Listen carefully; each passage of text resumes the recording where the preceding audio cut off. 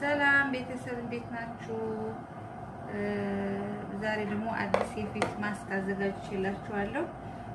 ከቀይ ስርና ከጀላቲ ነው የሚዘጋጀው።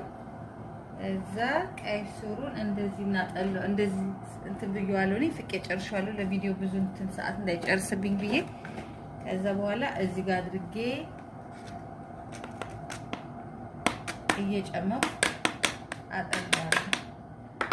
በደንብ ጭምቅ አድርጌ በእጅ ከፈለጋችሁ እጃችሁ ንጹህ ካልሆነ ደግሞ በማንኪያ ይቻላል። ግን በእጄ ሞር ኮምፈርት ስለሆነ እንደዚህ አድርጌ ያያችሁት አይደል? ውሃ የሚጠለው ይሄን በደንብ አጥልለን በደንብ ጨምቀን እንደዚህ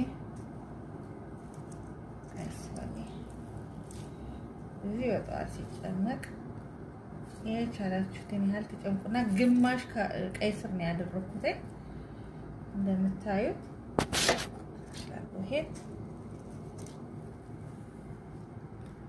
ይሄ ታያችኋል ምን ያህል እንደተጨመቀ።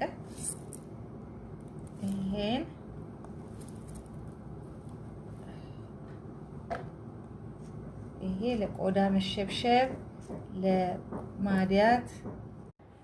አሁን ይሄው እንደገና አንድ ማንኪያ የቅድም ያሳየዋችሁ ጀላቲ እንደዚህ አደረኩበት። ትንሽ ማንኪያ ስለምታት ይሄን ጀላቲ ነው አይታችሁታል። ይሄ የጀላቲው እንትን ይሄ ነው።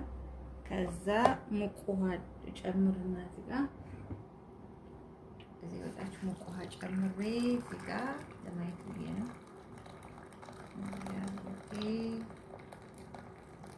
ሙቅ ውሃው ላይ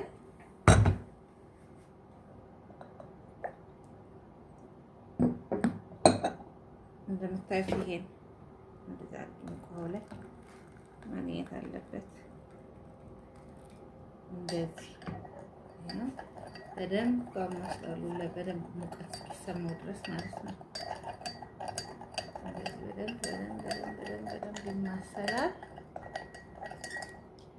ይሄ ማስክ እንዲነኩት ሞቅ ብሎ ከሆነ በእጃችሁ እያያችሁ ነው። ይሄ ማስክ ፊታችን ላይ የሚቆየው ለ30 ደቂቃ ነው። ለ30 ደቂቃ እናቆየውና አንታጠበውም። ራሱ እንደዚህ እንደ ቅርፊት ነው የምናነሳው። እንደ ቅርፊት እየገሸለጥን ነው እንጂ አንታጠበውም። በውሃ ቀስ እያደረግን እናነሳዋለን ማለት ነው። ማስክ ነው በቃ የፊት ማስክ ሙሉ ነው የሚሞላ። ፀጉራችንን ሊይዘን ይችላል።